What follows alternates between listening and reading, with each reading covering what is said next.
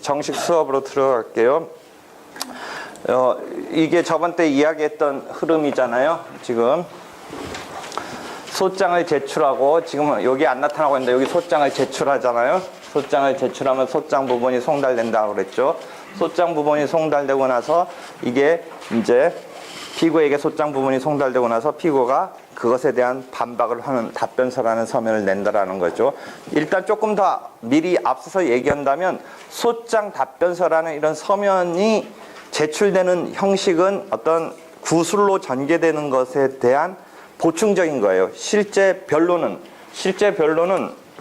구술에 의해서 판사 앞에서 직접, 그다음에 공개된 법정에서 쌍방한테 심리할 기회를 주는 이 엄격한 절차라고 계속 이야기를 해왔어요. 그래서 이 소장과 답변서를 제출하는 것만은 사실은 변론을 펼친 건 아니고, 그래서 이 소장과 원고의 소장과 피고의 답변서가 추후의 변론에서 구술로 판사 앞에서 진술됨으로써 이제 자기 주장이 이 판결에 담길 수 있는 상황으로 들어가는 거예요. 그러니까 소장이랑 원고가 공격하는 내용이 담긴 소장의 내용이나 반박하는 내용이 담긴 답변서만으로는 완벽하게 변론한 것은 아니고, 실제 그 내용을 변론에서 구술로 판사 앞에서 해야 된다, 이런 개념을 미리 이해하고 있어요. 하여튼 원고가 소장을 제출한다. 저번 때 이렇게 흐름 이야기했던 거 다시 상기해 보세요. 그다음에 그 소장이 제출되면 이제 법원이 내부적으로 사건이 배당돼서 이제 소장 자체의 적식 여부가 심사된다, 뭐 이런 과정이 있다라고 했죠. 그다음에 그것이 통과되면 그 소장을, 뭐 부본이란 말을 이제 정확히 말한다면 넣어서 피고에게 송달시킨다. 그럼 피고가 송달받은 다음에 30일 정도의 기간 내에 답변서를 해야 되는 게 원칙이다. 그래서 30일 이내에 답변서를 제출한다라는 이제 그 흐름까지 이해해봐요. 그래서 답변서가 제출이 되면 이제 양 당사자의 공격과 방어의 내용의 윤곽이 어느 정도 어렴풋이 잡혔으니까 이 재판부가 이 진행을 어떻게 할 건가를 이제 생각을 해요. 그렇게 뭔가 잔가지를 칠 정도 없이 곧바로 변론 기일을 간다라는 게 원칙인데, 특별히 예외적으로 뭔가 좀 가지점 치고 쟁점 좀 정리하고 할 필요성이 있겠다 싶으면 변론 준비 절차로 가는 거예요. 변론 준비 절차로. 그래서 258조 우리가 엊그제 월요일 날 마지막 그 부분까지 이야기를 했죠. 물론 또 그 와중에 무변론 판결이라는 상황을 하나 설명하고 나서, 그런 상황이 없다면, 답변서가 그래서 제출됐다면 어떤 사건의 윤곽이 조금 드러났으니까, 완벽하게는 아직 안 드러났겠지만 어느 정도 감 잡을 수 있는 정도 드러났으니까 이제 판단을 해서 이것을 어떤 식으로 처리할 건가에 대한 적당한 처리를 생각하게 되는데, 원칙은 변론 기일로 곧바로 가는 게 원칙이고, 뭔가 쟁점을 정리하기 위해서 준비를 하는 절차를 연다라는 게 예외적으로 우리가 생각해 볼 수 있어요. 다만 여러분이 혹시 법학을 학부 때 전공한 사람들은 그 시절에는, 즉 2002년부터 2008년은 어느 상황이었냐면 변론 준비 절차가 원칙이었고 변론 기일이 예외적인 상황으로 세팅을 해놨었다가 2008년 말에, 즉 2009년부터는 다시 원점으로 가서 변론이 본격적인 원칙적인 것이고 변론 준비 절차가 예외적인 것으로 다시 환원됐어요. 그래서 여러분이 혹시 2002년이나 2008, 9년 그 무렵까지는 변론 준비 절차로 무게중심이 갔었다가 다시 지금 돌아온 거예요. 그래서 원래 계속 강조하지만 판결을 함에 있어서는 필수적으로 변론을 거쳐야 된다라는 것을 무조건 지금 머릿속에 담아두고 있어야 돼요. 변론이 그만큼 중요한 거예요. 왜 그러느냐? 판결은 당사자가 펼친 주장의 결론이란 말이죠. 그 결론을 가기 위해서는 공식적으로 엄격한 변론이라는 그런 절차가 거쳐야 된다. 이게 기본 틀이기 때문에 변론 준비 절차에 무게중심이 갔던 2002년과 2008년은 약간 그런 점에서는 문제가 오히려 있었던 거예요. 그렇지만 여러분 또 교과서에 보면 2008년에 다시 환원을 함에 있어서 그 시행이 얼마 해보지도 않고 다시 또 이렇게 금방 바꾸는 것에 대해서 뭔가 또 비판하는 입장도 있었는데, 그 돌아오게 된 계기는 가만히 생각해 보니까 변론이 원칙인데 변론 준비 절차로 뭔가 쟁점을 정리하기 위한 절차를 더 원칙적으로 무게중심을 옮겼던 것이 그런 점에 있어서 문제가 있다라고 다시 생각을 해서 돌아왔는데, 하여튼 그 돌아오고 하는 와중에 교과서 등을 보면 어떤 비판과 반대 뭐 이런 의견이 등장하는 건 볼 수 있을 거예요. 여러분이 일단 그런 과정이 있다는 걸 알고 다시 지금 입장에서는 변론을 원칙으로 여는 것이다. 그렇지만 쟁점을 정리하기 위해서 변론 준비 절차로 갈 수 있다. 뭐 이런 상황까지 저번 때 이야기를 했고 다시 한번 오늘 복습을 한 거예요. 그래서 그렇게 돼서 변론을 열면 이제 변론에서 추가적으로 당사자가 또 서면 등을 낼 상황이 있다면 그 다음부터 내는 서면은 준비 서면이라고 불러요. 그러니까 원고가 첫 번째 내는 서면을 소장이라고 우리가 생각하면 돼요. 준비 서면을 뭐 넓은 의미에서 포함한다는 의미로 생각해서 첫 번째 것을 소장이라고 생각하면 되고, 피고가 처음 내는 준비 서면적인 뭐 서면을 답변서라고 이해하면 되고, 그 뒤부터는 이제 서면으로 내는 거예요. 그렇지만 다시 또 말하지만 서면만으로는 완벽한 변론을 한 게 아니고, 그렇게 서면은 준비한다. 뭐를 준비한다라는 의미겠어요? 변론을 준비한다는 의미니까 변론에서 이제 제대로 구술로 진술되어야 그 주장이 판결에 반영이 되는 거예요. 그래서 그런 구술 심리의 변론이 열리게 된다라는 것이죠. 그래서 변론에 있어서 열려서 그 기일에, 하루 만에 그 기일에 마무리가 안 되면 변론이 속행이 돼요. 속행. 그래서 변론이 하루 만에 쟁점이 탁 잘 정리되고, 또는 쟁점 정리할 건도 없이 간단하다고 생각했고 다행히 첫날에 그대로 큰 변수 없이 마무리될 수 있으면 뭐 더할 나위 없이 변론이 종결되겠죠. 그렇지만 그 변론이 하루 만에 종결될 수 없다라면 속행이 돼요. 그래서 속행이 돼서 2차 변론 기일이 열리고, 또 마찬가지로 2차 변론 기일에서 종결이 못 되면 3차 변론 기일이 열리고 해서 그때 속행이라는 말을 써요. 그렇지만 그 속행이라는 게 하루 할 수 있는, 뭐 밤에 잠 안 자고 할 수는 없으니까 어느 시점까지 하다가 끝나면 그 다음날 바로 할 수 있으면 참 좋겠는데, 이 사건만이 그 재판부가 갖고 있는 게 아니기 때문에 우리로 치면 수업처럼 이 301호실에서 내가 민사소법 수업하는 것은 특정한 날에 와서 하는 것처럼 재판은 그 사건의 담당 재판부가 몇십 건을 사건을 갖고 있다는 전제하에 그 하루 쓰는 건데, 그 다음 주로 넘어가는데 그 다음 주로 넘어가서도 또 한 번 만에 이 턴이 못 도니까 주로 4주 정도 만에 한 턴을 다시 받게 돼요. 그러니까 재판부가 사건을 예컨대 한 3, 40건, 50건 지금 갖고 있는데 하루 종일 진행해서 마무리 못하고 그 다음에 일주일 뒤에 그 법정을 또 이용해서 한다라고 했을 때 그 한 번 순환이 되는 게 3, 40건 뭐 이런 정도라고 생각해 본다면 하루 처리했고 그 다음 주에는 또 다음 건들이 쭉 한 번씩 처리가 되면서 또 그 다음 주에는 또 한 번씩 처리되면서 해서 그 턴을 다시 순환 턴을 받을 때 정도면 4주일 뒤에 변론이 속행이 돼요. 그래서 그날 변론이 마무리되지 못하면 이제 이 법원 재판부가 이제 4주 뒤에 다시 기일을 잡아서 속행을 시키는 거예요. 그래서 여러분이 다시 한번 또 무슨 용어를 하나 머릿속에 두어야 되냐면 변론의 일체성이라는 용어를 머릿속에 두고 있어야 돼요. 그러니까 변론은 이 토막으로는 뭐라는 뜻이에요? 변론이 열려서 판결을 하는 데 있어서 변론이라는 것은 전체적인 것으로는 토막 난 게 아니고 일체적이다, 이런 의미예요. 그렇지만 우리가 시간적인 관점으로는 끊겼죠. 4주 뒤에 열렸고 4주 뒤에 열렸고 4주 뒤에 열렸잖아요. 그렇지만 그 전체적으로는 하나의 일체다. 일체성. 변론의 일체성이라고 그래요. 그래서 전체적으로 변론은 하나의 일체가 되는 거예요. 근데 시간적인 단위로는 끊길 수밖에 없지만 그래서 속행이란 말을 쓰고 있는 거예요. 그래서 변론의 속행과 변론에 있어서 이제 일체성, 이런 개념을 하나 이해해두고, 그렇게 해서 변론이 열렸다가 당사자의 공방이 어느 정도 더 할 말이 없다 정도까지 가서 마무리해도 좋다라면 변론을 종결하는 거예요. 그래서 변론을 종결하고 판결을 선고하려는 이제 상황으로 갈 수 있는데, 종결하고 판결을 선고하려고 봤더니 종결한다고 했는데 조금 미진한 게 뒤늦게 생각이 뭐 따져봐야 될 게 있다든지 했을 때는 변론을 제기한다라는 개념은 있어요. 변론을 제기한다라는 개념이 있어요. 142조가 아마 조문일 것 같은데 변론을 제기해서 다시 열었다가 다시 그 따져보고서 다시 닫고서 마무리하고서 다시 판결로 가는 이런 루트도 있을 수 있다.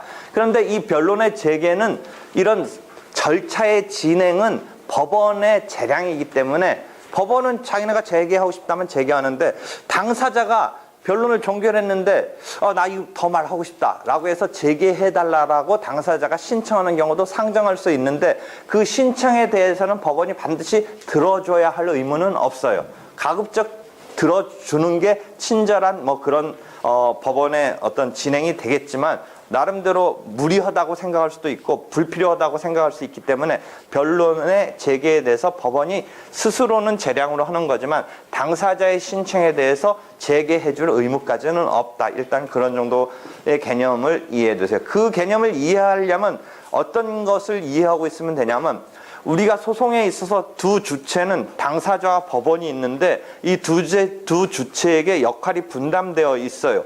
절차 진행에 대해서의 주도권은 법원이 쥐고 있는 거고 그 다음에 이 본안의 싸움에 대해서 주장을 펼쳐서 법원이 그것에 입각해서 판단을 내려준다는 판단을 내린다는 입장에서는 주체가 법원인 건 맞는데 그 주장을 펼치는 데 대해서는 법원이 직권적으로 하는 게 아니고 당사자한테 맡겨져 있다라는 그런 당사자주의적인 입장의 원리가 채택되어 있어요. 그것을 우리가 처분권주의, 그 다음에 변론주의라고 부르는 조금 그 단어에서는 어떤 느낌인지 딱 안 잡히는 용어인데 앞으로 천천히 배우게 되는데 아니면 이미 뭐 여러분이 익히 쓰는 용어일 수도 있지만 하여튼 용어 자체로는 딱 느낌은 안 와요. 하여튼 처분권주의, 변론주의 이런 원리가 작동하고 있기 때문에 주장을 펼쳐서 판단을 받는다라는 역할에 있어서 당사자한테 맡겨졌다는 측면에서 그런 것은 변론주의, 그 다음에 앞서서 처분권주의로 나타나지만 지금 말하려는 변론을 진행하고 절차를 진행하는 데 대해서는 법원이 주도권을 지기 때문에 지금 변론 제기에서 잠깐 그런 개념을 이해시키려고 그 말까지 잠깐 끌어서 이야기를 한 거예요. 그래서 변론을 재개한다는 개념이 있을 수 있다. 그 다음에 변론을 하여튼 재개했다가 다시 종결하거나 아니면 뭐 그런 상황 없었을 때 변론이 종결되고 이제 판결이 선고된다. 그러니까 판결이 선고되는 시점은 저번 때도 말을 했듯이 어느 상황까지를 반영해서 아까 변론의 일체성까지도 이야기를 했기 때문에 그 판결에 나타나는 당사자의 주장이 반영되는 그 최종적인 마감 시점이 변론 종결 시라고 하는 것이고 그게 형사소송과는 다르다라는 이야기를 한 바가 있고 그래서 변론 종결 시를 기준으로 판결이 선고되는 것이다. 그래서 변론 종결 시가 판결의 기준 시점이 된다. 나중에 공부 이제 하는 경우라면 기판력의 시적 범위 뭐 이런 걸 때 나오는 그런 개념이에요. 그래서 변론을 종결하고 판결을 선고한다. 그다음에 뭐 변론을 종결하고 판결을 선고함에 있어서는 뭐 2주 정도의 간격에서 선고를 해줘야 된다라고 조문에 있지만 그 조문이 잘 지켜지지 않는다라는 의미에서 여러분이 직무상 뭐 훈시 규정이다. 그러니까 법원은 자기네는 그 설정한 기간을 그렇게 딱히 막 이렇게 엄격하게 지키지 않고 가급적 직무상 그렇게 해야 되는 정도의 의미로밖에 이해하지 않고 있는 상황인데 그 2주 이내에 만약 판결 선고를 하지 않았다 이랬다고 그래서 그 판결이 잘못되고 무효이냐 그런 정도까지는 아니다. 그래서 그런 직무상 지켜졌으면 하는 정도의 규정을 훈시 규정이라고 한다. 이런 정도 용어를 이해를 하고요. 그래서 판결이 이제 종결시를 기준으로 해서 선고가 된다. 그다음에 선고된 판결에 대해서 불만이 있는 사람은 항소를 할 수 있다. 그 다음에 아직 항소심에 대해서 적극적으로 이야기는 하지 않지만 항소심에서도 또 1심과 같이 변론이 열리고 그 다음에 항소심 판결이 선고된다. 그 다음에 항소심 판결이 선고된 데 대해서 이제 또 불만이 있는 사람은 상고를 할 수 있다. 그렇지만 대법원의 상고는 원칙적으로 변론이 없다. 사후심으로서 법률심이기 때문에 대법원은 사후심이자 법률심이니까 우리가 지금 1심과 2심에서 말하는 변론이라는 개념이 원칙적으로 없다. 서면으로 상고장을 제출하고 상대방이 답변을 하고 하면서 서면적으로 사후적으로 법률적인 해석 평가에 대한 어떤 잘잘못만 판단을 내주는 거니까 더 이상 사실적인 주장을 펼치는 국면인 변론은 원칙적으로 없다라고 이해하면 돼요. 그래서 그 흐름을 다시 복습을 했고요. 그래서 소장을 제출해야 된다라는 설명 248조, 즉 주체 및 객체라는 가장 기본적이고 핵심적이고 필수적인 것을 나타내 주어라 라는 248조의 조문 제목으로는 필수적 기재사항이라는 뭐 용어는 쓰지 않지만 교과서에 249조에 보면 이제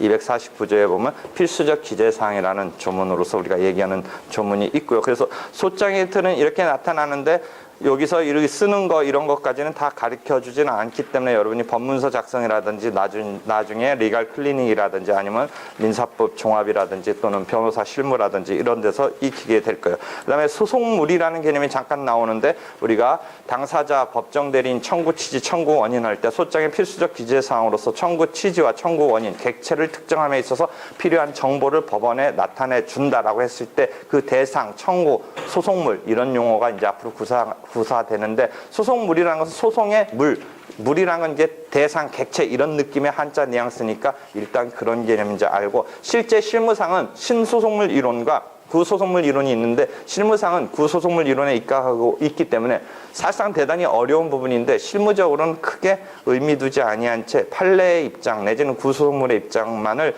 우리가 의식하고 있으면 돼요.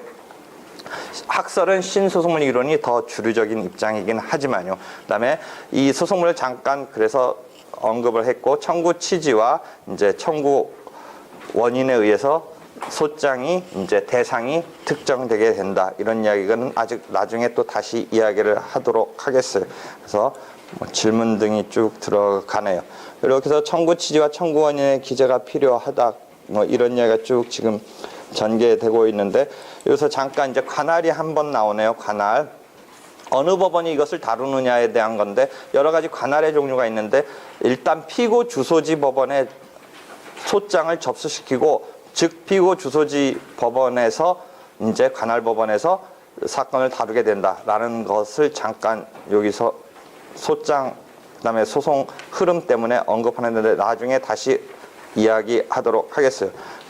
사물관할이라는 또 이런 용어도 잠깐 나오네요. 좀 아까 토지관할은 지역적으로 이 법원을 분포시켜 놓고 어느 법원이 하느냐 뭐 이런 문제고 사물관할은 그 법원 속에서 사건의 또 경중에 따라서 사건의 크기랄까 이런 것에 따라서 단독재판부와 합의재판부로 구분해서 사건을 또 처리한다라는 개념일 때 사물관할이라는 용어를 쓴다라는 것은 월요일에도 또 조금 말을 했던 바예요.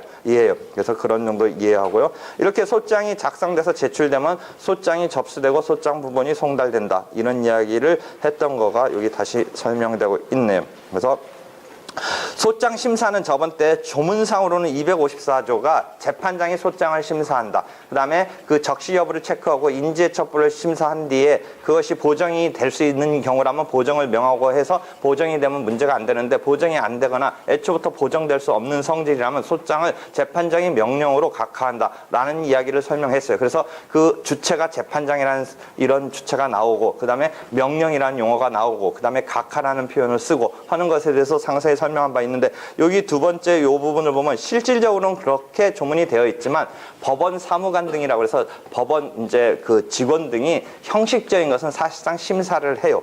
그러니까 조문상은 그렇게 해놨지만 이제 간단한 체크는 사실은 사무관 등이 하고 본격적인 핵심적인 것은 여전히 재판부의 재판장이 하는 것이지만 그 재판부의 사무관 등이 형식적인 심사는 이제 하는 조문과는 조금 틀린 이런 실제 실무적인 심사가 이루어지고 있으니까 그게 의문이 혹시 날까봐 이야기를 해주는데 조문은 재판장이 하는 거지만 실제로는 이제 형식적인 것은 사무관 등이 한다라는 것이죠. 그래서 그 이야기를 하고 있고요.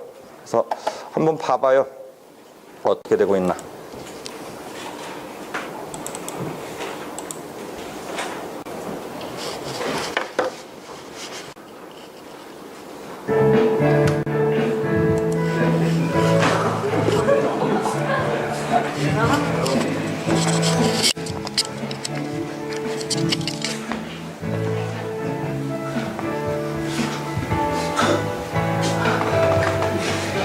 원고의 전화번호와 변성실 팩스번호 이메일 주소가 늘었던데요. 아, 그래요? 네. 입니다. 그 원고의 전화번호하고 뭐 이메일 주소가 나왔네요. 네. 예. 예. 예. 예. 예. 예. 알겠습니다. 네. 다른 건 이상 없죠? 네, 보세요.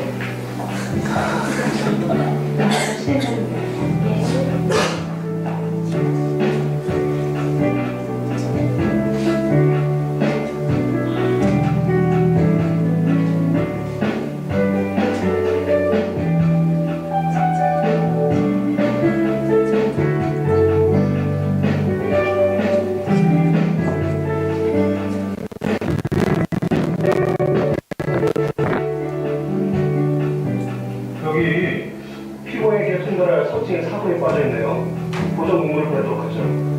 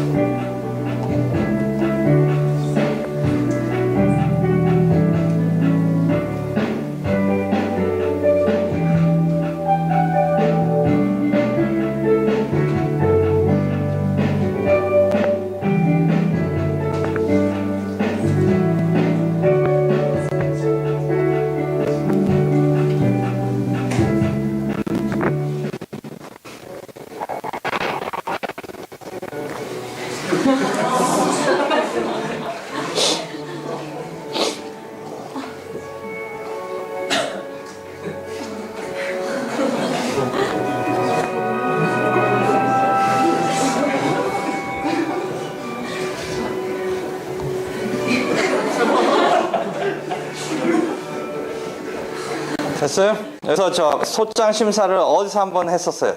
접수계에서 그 뒤 여자가 막 짜증나는 얼굴로 하는 장면에서 뭔가 빠뜨려 가지고 허겁지겁 하는데 그 내용은 단순한 거거든요. 뭐 주소 빠졌네요, 뭐 이메일 주소 빠졌네요. 그러니까 그런 건 재판장이 하지는 않고 그냥 그 접수계 사무관이 하는 거죠.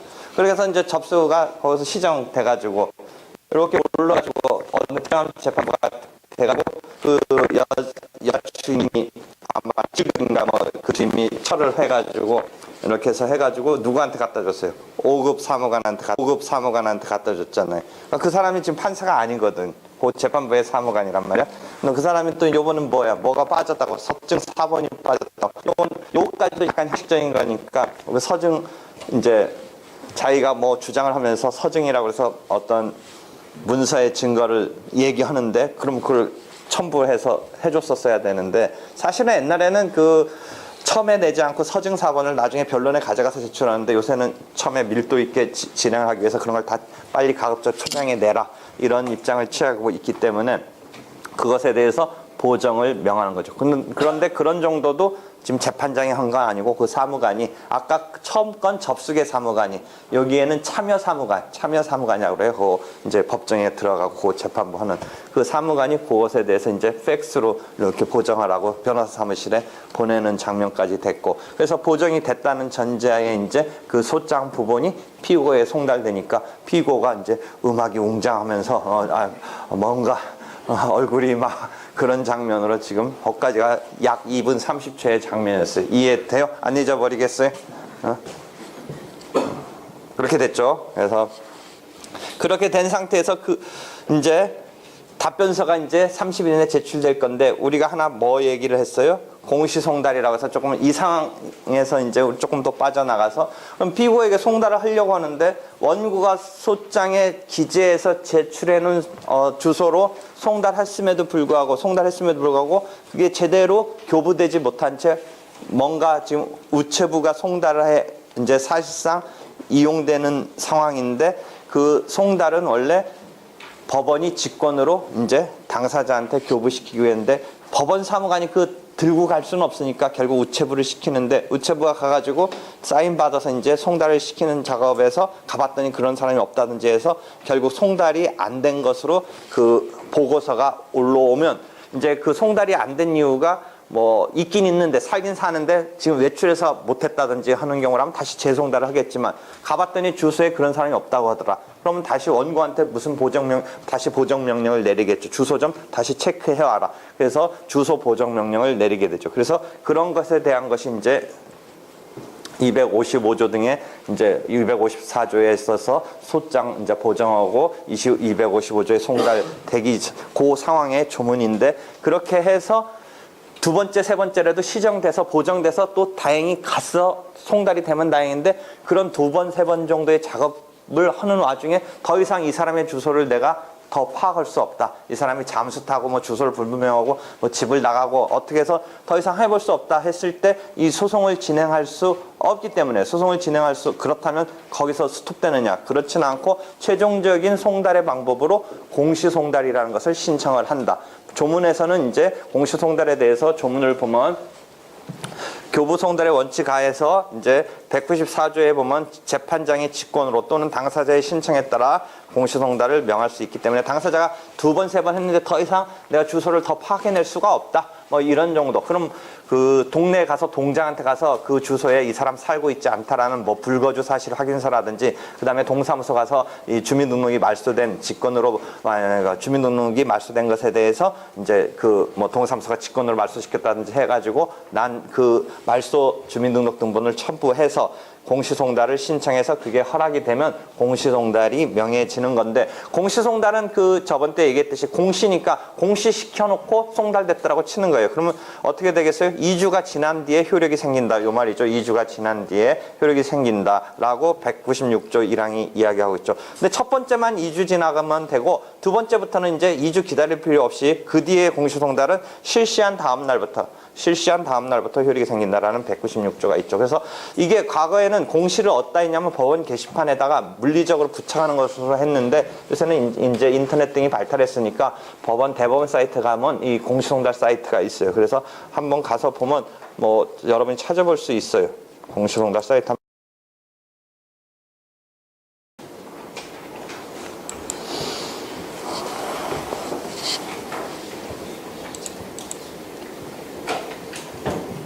근데 저번 때 얘기했듯이 이걸 열심히 찾아보고 뭐 하기는 뭐 법원 게시판보다는 좀 그래도 편할 수 있지만 사실상 이 송달로서의 기능은 거의 못하는 거다. 뭐 이 이야기를 한 바가 있죠.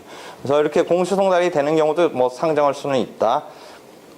그런 상태에서 하여튼 이제 공시송달의 경우는 사실상 답변서라든지 나중에 더 추가적인 진행에 있어서 변론에 법정에 온다든지 하는 게 못 오거나 그 이전에 답변서를 못 내거나 뭐 이런 상황이 펼쳐질 확률이 높죠. 그렇기 때문에 30일 이내 답변서를 제출하지 않은 것에 대해서 답변서 제출 의무에 있어서 무변론 판결에 257조의 조문을 보면 공시송달의 경우는 제외한다라고 되어 있는 게 그런 이유이죠.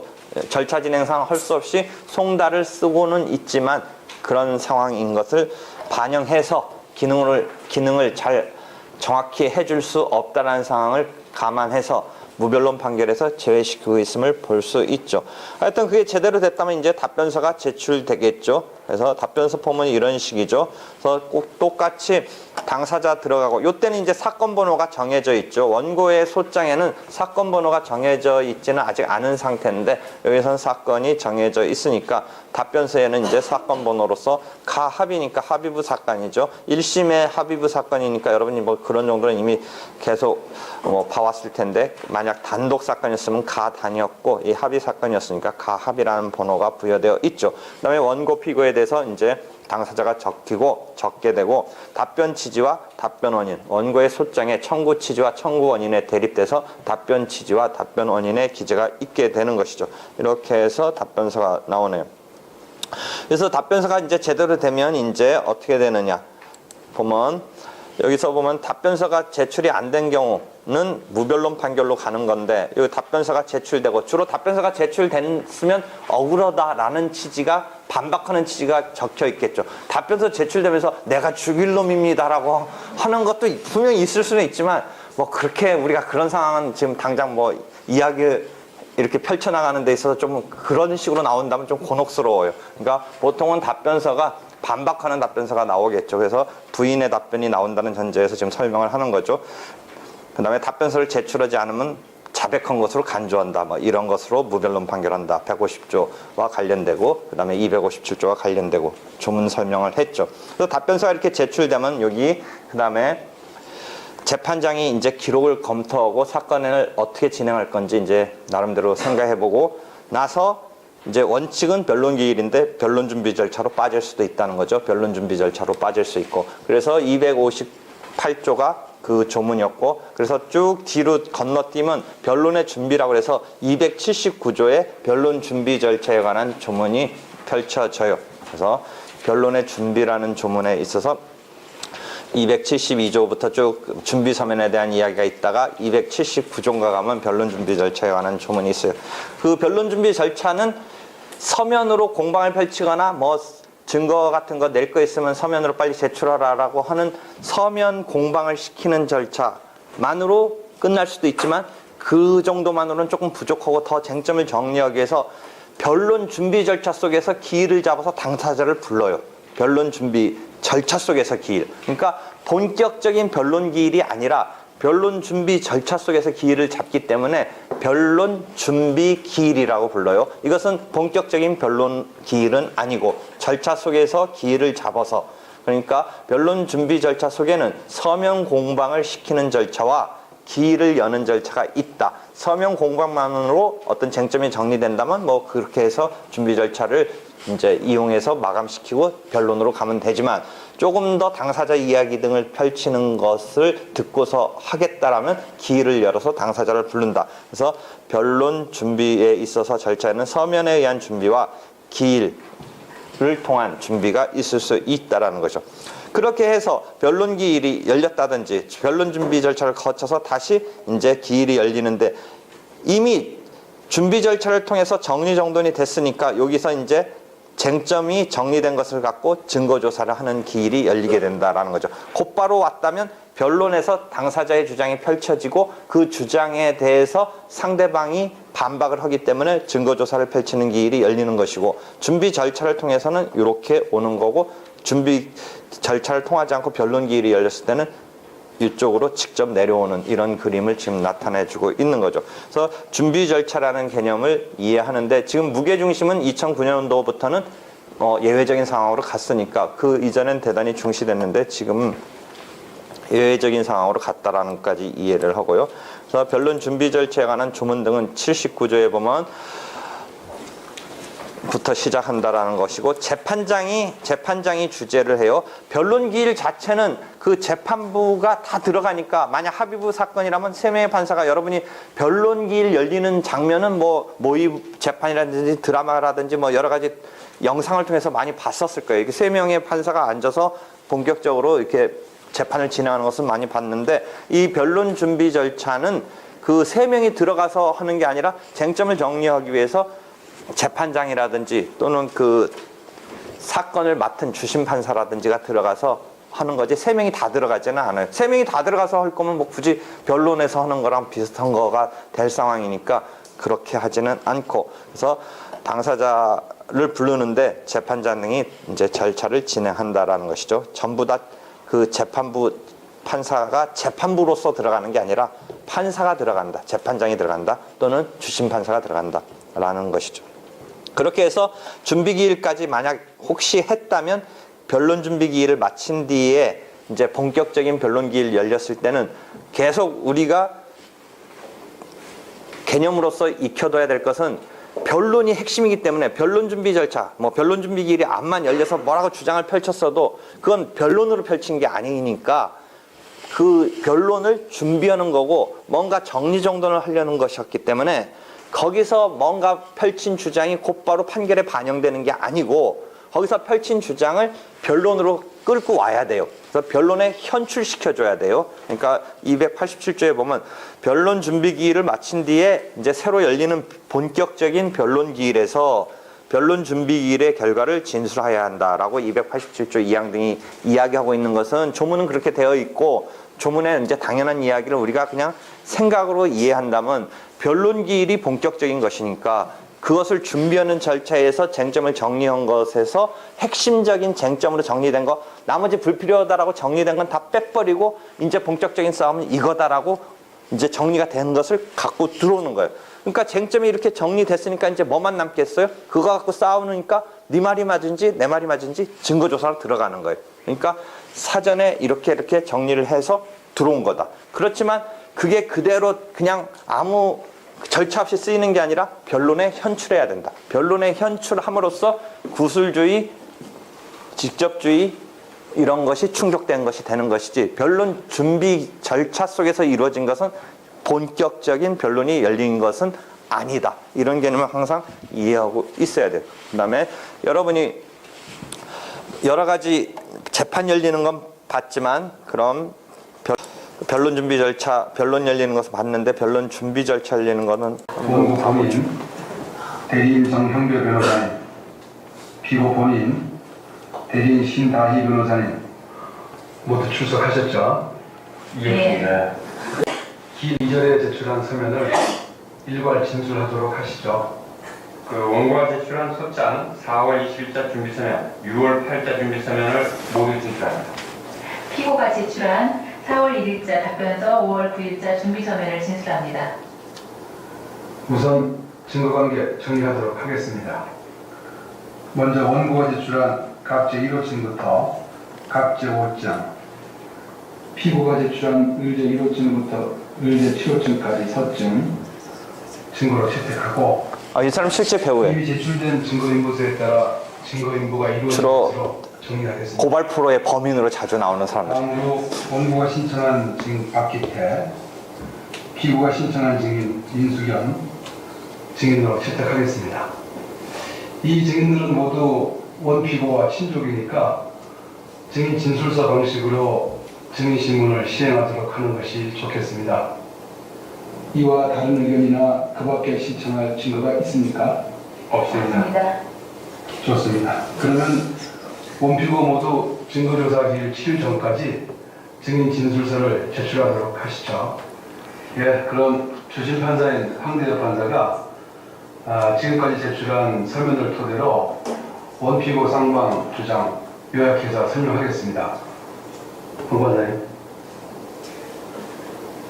소장과 답변서 그리고 준비서면에 나타난 쌍방의 주장을 종합해서 정리해 보시리요. 이러한 내용의 주장이 모두 맞습니까? 예, 맞습니다. 지금 주심 판사가 설명한 내용 이외에 별도로 추가하거나 보충할 주장 있습니까? 없습니다. 이 사건과 관련하여 김명섭이 유가증권 위조죄로 실형 선고를 받은 판결이 최근 항소심에서 확정되었습니다.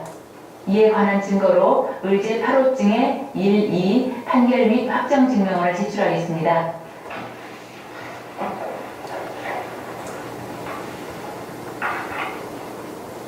네, 그러면 이 사건 쟁점 정리하도록 하겠습니다. 먼저 김명섭이 원고에 대하여 지금은 비교적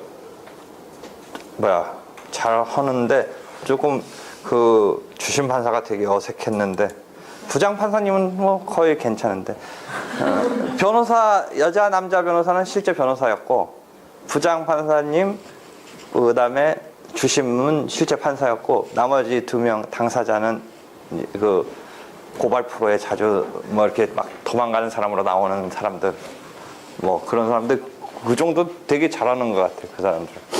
근데 지금은 실제 그 잘하는 것 같아요. 여기만 딱 끊었는데 여기서 내가 법정 장면이 아니고 어딘 것 같아요. 어떤 방이잖아요, 그냥. 그러니까 준비 절차실이라든지 이런 거. 그러니까 공개된 법정이 아니란 말이죠. 실제 변론은 공개된 법정에서 하는 건데 이 경우는 공개된 법정이 아니고 그냥 준비 절차실에서 하는 것을 볼 수가 있죠.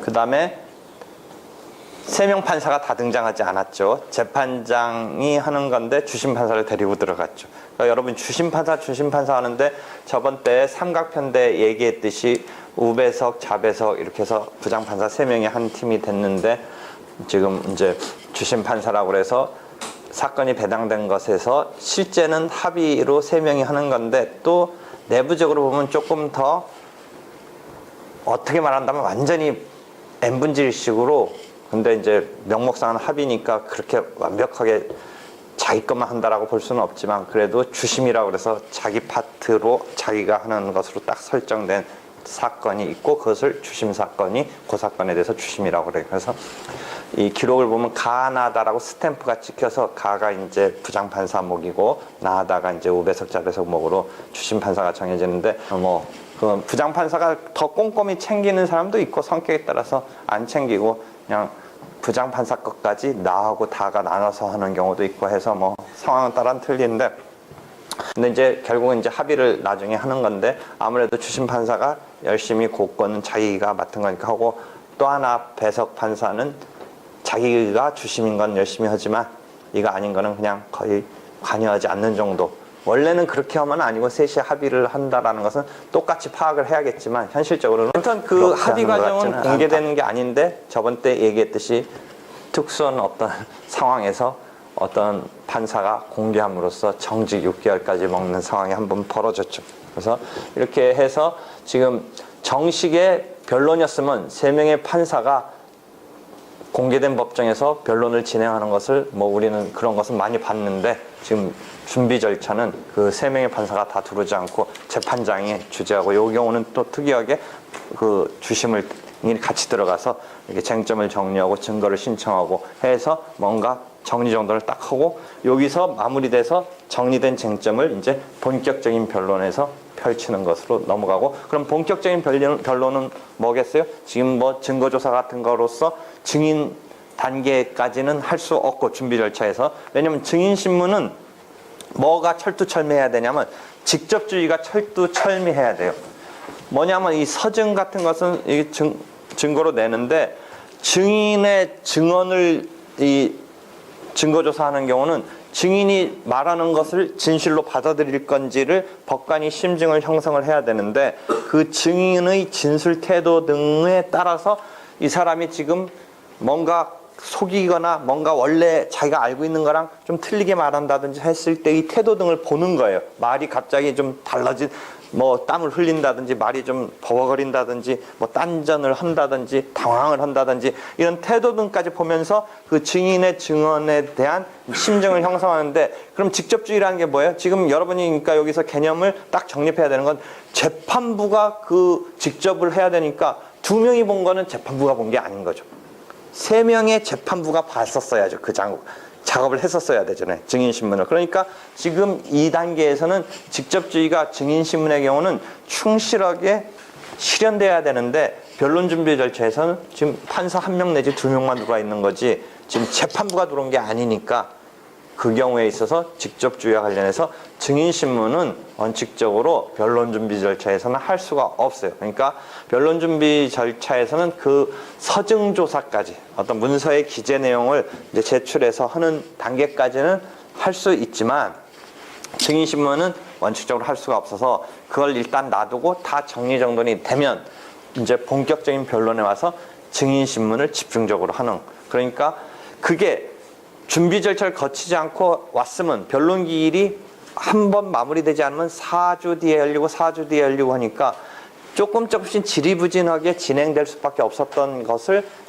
미리 여기서 탁 정리해서 한 번에 가급적 한 번에 또는 적어도 한 번에 못 끝나면 한 2번 만에 끝낼 수 있도록 이런 식으로 집중적으로 심리를 하기 위해서 그러기 위해서는 변론 준비 절차를 무게중심을 뒀던 2002년에서 2008년, 9년 초순까지의 그 상황이 그런 집중심리주의를 충실히 하기 위해서 무게중심을 그쪽으로 갔었던 것은 그런 의미에서는 맞았던 건데 하여튼 이런 변론의 중요성 때문에 다시 2009년에 환원시켰다라는 이야기예요. 그렇게 해서 지금 변론 준비 절차에 대한 이야기까지 했어요. 그래서 변론 준비 절차가 열린 다음에 이제 변론이 열리겠죠. 변론 준비 절차가 뭐 열릴 필요가 없었으면 곧바로 변론기일로 가고, 그래서 이제 변론이 열리는 것이다라는 것이죠. 그래서 변론에서 이제 당사자가 이제 주장을 펼치는데 곧바로 변론에 왔다라면 소장,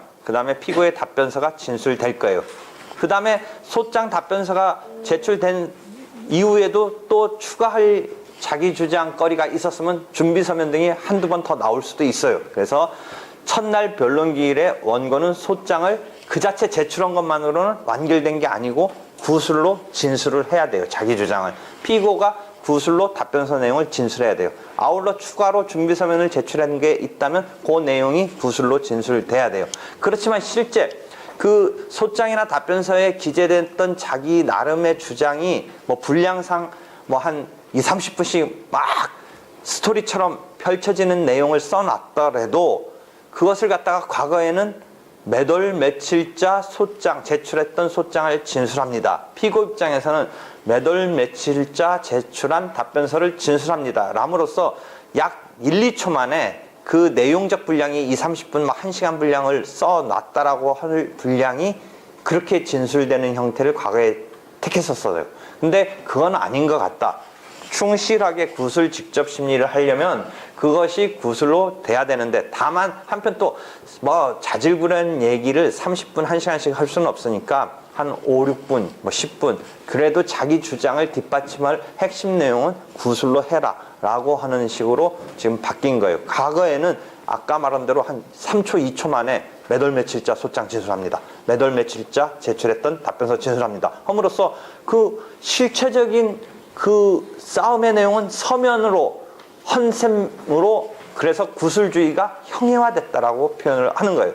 그래서 그 뒤에 뭐가 쓰여 있는지도 모른 채 그냥 싹 소장으로 제출한 거예요. 그럼 당사자 입장에서 보면 몇백만 원씩 주고 변호사를 선임했는데 법정에서 가서 봤더니 변호사가 한 막 2-3초 만에 그렇게 얘기하고 자기 뭐 억울했던 것을 제대로 법정에 밝히는 것 같은 게 포착이 안 되는 이런 상황을 보는 거예요. 그래서 변호사라는 사람이 이거 사기친 것 같은 느낌도 들고, 자기는 막 몇백만 원 줬는데 이거 환산을 하니까 초당 뭐 몇백만 원을 가져간 것 같기도 하고 그런 상황이 벌어졌어요. 그러니까 물론 이제 그 소장에 담긴 내용을 쓰느라고 고민을 하고 뭐 여러 가지 찾았고 한 거가 안 보이는 거예요. 만약 그렇게 했을 때 당사자는.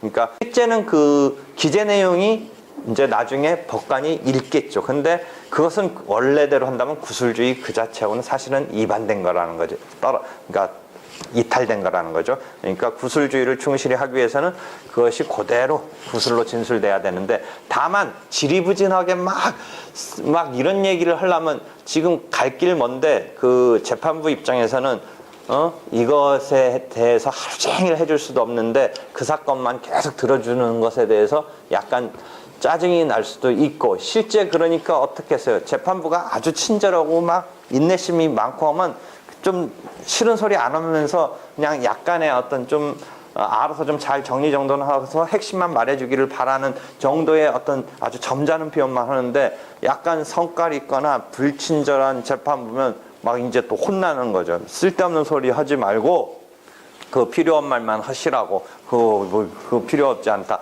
그러니까 변호사가 있는 사건에 있어서, 그 다음에 또 당사자가 있는 사건에서는 그래도 당사자는 좀 그런 것에 전문가가 아니니까 많이 더 배려해 주는데, 하여튼 그런 장면을 보는 거죠. 그랬을 때 이제 당사자 입장에서는 자기가 법원까지 찾아오게 된 것은 자기 하소연을 법원이 알아서 잘 챙겨서 뭔가 해결해 줄 것 같은데, 기본적으로 민사소송법의 이 틀은 아까 잠깐 말했듯이 직권적으로 다 챙겨주는 게 아니라 절차 진행은 직권적으로 하는 거지만, 당사자가 펼친 주장하에서 당사자가 신청한 신청 범위 내에서, 즉 저분권주의, 그 다음에 변론주의가 작동하기 때문에 당사자가 신청하고 또는 당사자가 주장하지 않은 내용은 따져주지 않는다라는 이런 틀과 함께, 그 다음에 좀 아까 이 충실하게 당사자가 억울해하는 것을 제대로 들어주지 않는다라는 이런 게 두 개가 겹쳐서 이상한 사건이 벌어지는 거예요. 즉 당사자 입장에서는 법원이 잘 알아서 챙겨줘야 달라라는 취지로 뭔가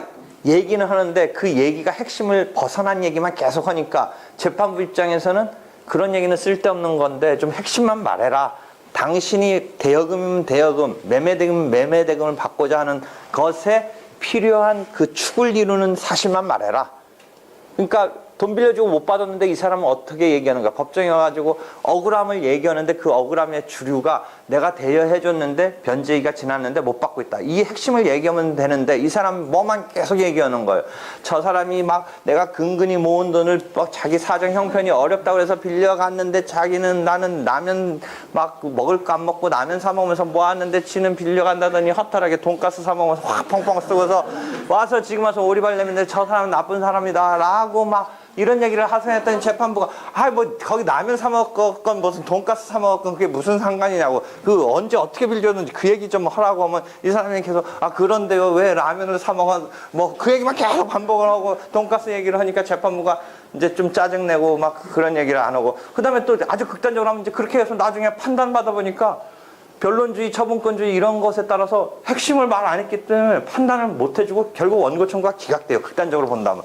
그러니까 이 당사자 입장에서는 자기 억울함을 이렇게 하소연하면 그걸 잘 챙겨서 직권적으로 해서 이제 어떤 진실을 밝혀서 자기가 돈 받게 해줄 줄 알고 갔더니 뭔가 말하는 건 맞고 또 결국 나중에 판단은 뭐 원고 청구 기각시킨다고 해놓고 이러니까 화가 안 나겠어요. 그러니까 그 화가 극지에 들면 이제 석궁을 들고 가는 거야. 우리가 석궁을. 근데 그러니까 그런 메커니즘과 그게 아주 복합적으로 벌어져서 세상에 어떤 일이 벌어지는 건 뭐 여러 가지가 복합적으로 벌어지는 건데 하여튼 재판부가 좀 더 친절했다든지 아니면 그런 메커니즘을 잘 이용했다든지 뭐 당사자도 좀 빨리 그 자기가 억울한 거 있으면 전문가한테 맡긴다든지 뭐 이렇게 했었어야 되는데 그게 어떻게 잘못해서 이렇게 사건으로 터지는 뭐 이런 것도 나오는데 하여튼 그랬을 때 우리가 그 자기 권리를 확정받기 위해서 주장해야 될 그 사실 등을 변론에서 펼쳐야 되는데 그 권리를 뒷받침해주는 축들을 아주 정리정돈을 잘해서 불필요한 건 빼고서 딱 해주면 사실은 제일 좋은데 그렇다고 해서 또 아까 말한 대여 사실에서 대여금을 받기 위해서 대여 사실만 딱 주장하면 되느냐. 사실은 좀 아까 그게 돈가스 사 먹었다. 내 돈을 빌려가서 돈 빌린 목적이 의미가 꼭 없는 건 아니에요. 예컨대 그게 의미가 있을 때도 있어요. 보통은 돈 빌렸는데 안 갚는다 했을 때는 그 빌려간 사람이 그거 갖고 뭐 갚느냐 안 갚느냐의 싸움인데 뭐 그거 가지고 뭘 썼든 무슨 상관이겠어요. 근데 의외로 그런 게 또 의미가 있을 때도 있어요. 다시 뭘 말하려냐면 우리가 대여금 청구에서는 필요한 거는 대여 사실과 즉 소비대차 사실과 지금 변제기가 도가한 요것만 말하면 돼요. 즉 돈을 빌려간 목적은 굳이 필요한 요건 사실이 아니라는 거죠. 이건 필요한 사실이 아니라는 거죠. 요것만 충족되면 그래서 이게 인정되고 변제가 도가한 게 인정되면 피고는 원고에게 빌려간 돈 갚아라 라는 판결이 나오는 거예요. 그러니까 빌려간 목적은 사실은 중요한 거 아니에요. 그게 뭐 여행비로 썼든 돈가스 사 먹었든 자동차를 샀든 상관없어요. 근데 경우에 따라서는 그게 필요한 경우는 있어요. 왜냐? 대여 사실이 직접적으로 이렇게 분쟁까지 됐다는 것은 너무나 명쾌하게 빌려간 것이 증명된다면 뭐 이런 싸움도 나올 리가 없지만 하여튼 대여 사실을 뒷받침할 증거가 마땅한 게 없어요.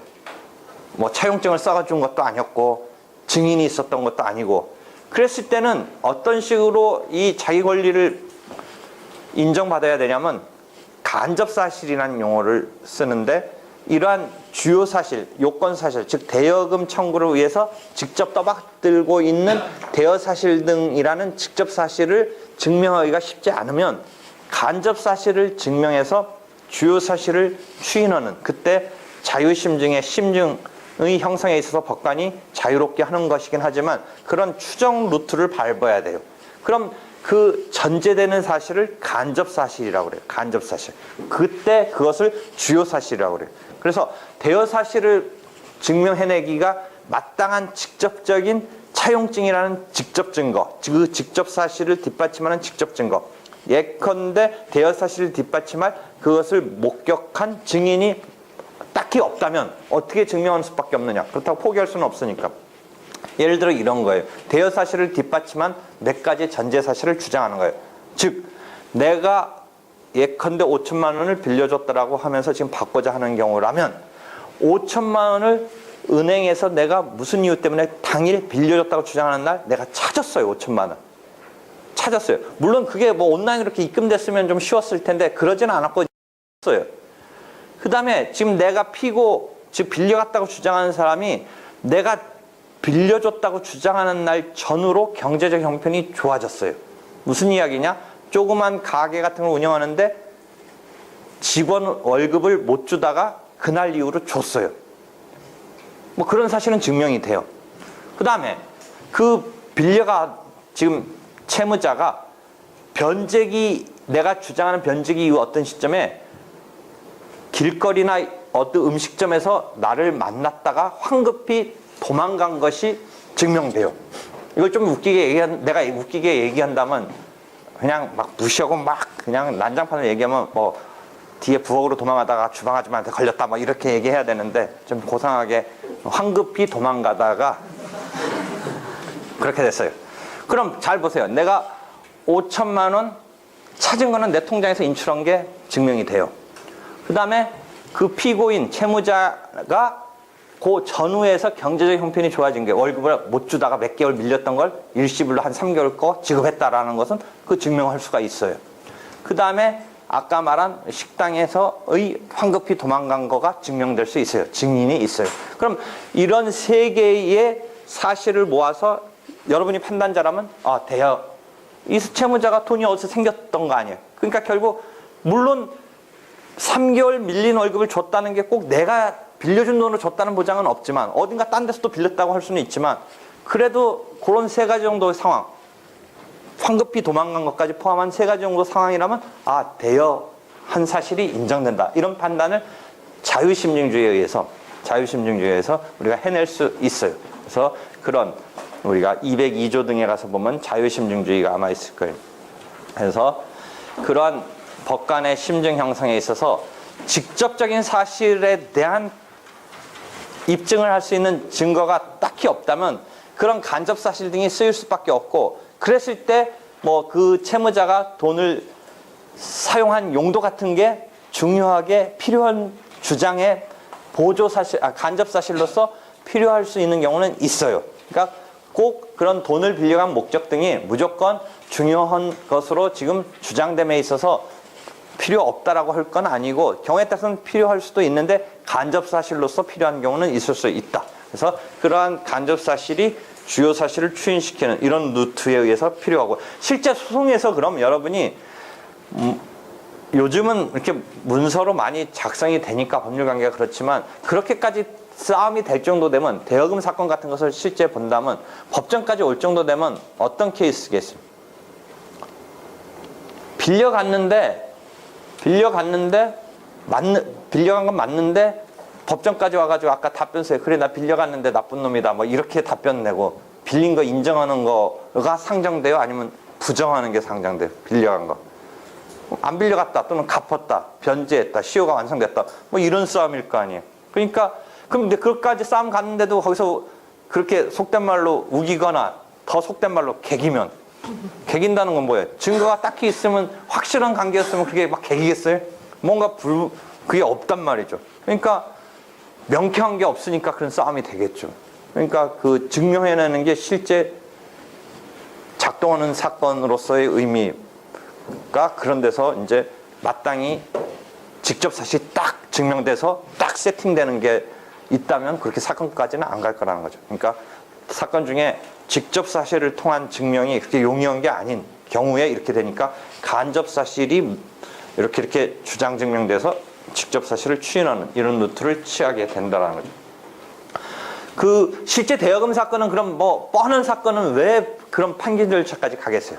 뭐 빌려간 거 뻔하고 뭐 그 자기가 빌려간 채무자로서는 다툴 것도 없고 그랬을 때 그럼에도 불구하고 판결을 받게 되는 상황은 어떤 경우가 있어요? 사실은 채무자가 빌려간 거 인정하고 사실상 못 갖고 있는 정도의 상황이라면 굳이 판결 절차는 권리 의무를 확정하는 절차니까 권리 의무를 확정한다는 게 거기에서 쓰이는 그 필요성이 없는 사건인데 또 불구하고 소송을 내야 되는 건 뭐예요? 강제 집행을 하기 위해서 집행권원으로서 확정된 판결이 필요한 경우. 근데 지금 채무자가 결국은 빌려간 거 인정하고 배째라라고 나올 정도 되면 강제 집행의 대상도 거의 마땅한 재산이 없을 가능성이 있기 때문에 그런 경우에는 권리 의무를 확정하기 위한 좀 아까 전제인 강제 집행을 하기 위한 집행권원을 얻는다 라는 건데 사실상 집행권을 얻어도 또 사실상 재산이 없으니까 뭐 별 효용은 없어요. 그러니까 그런 경우에는 소송을 내서 채무자를 갖다가 강제 집행도 염두에 두고 했다라는 거 의미에서 아까 강제 집행 의미를 둔 것이 또 무너지면 그런데도 불구하고 왜 또 소송을 내려고 그래요? 왜 판결 절차로 그걸 확정을 해놔야 되겠어요? 응? 사실상 판결을 받아도 집행할 재산이 없으리라고 보이면 다만 뭐에 어떤 유리한 점이랄까 받아두면 시효 같은 것 중단시키는 거 그런 목적은 있을 수 있어요. 시효 중단. 그 다음에 판결을 받아놓으면 실제 법정 지연손해금 이자 등보다 높은 연 20%의 지연손해금을 작동시킬 여지는 있어요. 연 20%니까 5년 정도 흐르면 원래의 보다 2배가 되는 셈이 되죠. 그러니까 조금 우스개로 얘기했지만 재산조차도 없어서 강제 집행을 하기 위해서 판결을 받는다라고 하는 생각까지는 잘 됐는데 별 다른 재산이 없을 때의 판결을 혹시 받아둔다면 어떤 효능이 있느냐? 시효를 중단시키는 효능. 중단돼서 판결을 받으면 다시 원래 시효가 뭐 3년짜리 등이더라도 판결, 확정 판결은 10년의 시효가 되니까 적어도 시효는 10년은 일단 안정적으로 가져갈 수 있는 이점이 있고 한편 이 채무자가 당장 재산은 없지만 잘못하다 로또 당첨될지 모르니까 확실하게 이제 당장은 못 받지만 나중에 확실하게 뭔가 생겼을 때 채는데 그 챌 때 이자가 기본적인 자기가 무이자로 했다든지 아니면 설정했던 어떤 이자보다 꼭 높은 것이 되는 건 아니고 애초에 연 20%보다 높은 이자가 설정되어 있다면 뭐 그럴 필요는 없었지만 그런 경우가 아니었다면 이 소송을 통해서 소송 촉진 등에 관한 특례법의 적용에 따라서 연 20%의 이자 정도를 확보해낼 수 있는 이점은 있게 된다라는 거죠. 그렇게 해서 우리가 준비 절차 변론에 있어서 지금 상황에서 조금 변론에 있어서 주장을 해야 되는 사실에 대한 직접 사실, 간접 사실 이런 개념 말을 했고요. 그래서 판결을 함에 있어서 사실을 확정하는 요 이야기를 하는데 마저 시간이 지금 끝나버리니까 변론에서 이제 주장을 펼치고 증거조사하는 설명을 계속 다음 시간에 이어서 하는데 처음이기 때문에 민사소송법은 절차이기 때문에 이렇게 계속 지금 흐름을 이야기하고 있어요. 그래서 앞에는 진도가 확 못 나가고 있는데 지금 얘기한 거가 나중에 확 나오면서 그냥 넘어가요. 지금 다 얘기한 거야. 여기서 지금 상고까지 이야기했어요. 나 이제 진도 남은 건 재심이란 말 내 입에 3마디 나가면 다 끝나는 거예요. 이제 지금 막 하고 있어요. 그러니까 지금 이렇게 나가는 이야기가 절차법으로서의 어떤 성질 때문에 지금 이렇게 나가고 있는 거예요. 근데 나중에 이거 확 넘어가니까 지금 나가는 분량하고 나중에 나가는 분량하고 확 틀려져요. 그래서 그 유념해서 뭐 예습을 하든 복습을 하든 하면 되고 동영상은 올라가고 있을 거예요. 그래서 홈페이지에 동영상 보도록 하세요. 수고했어요.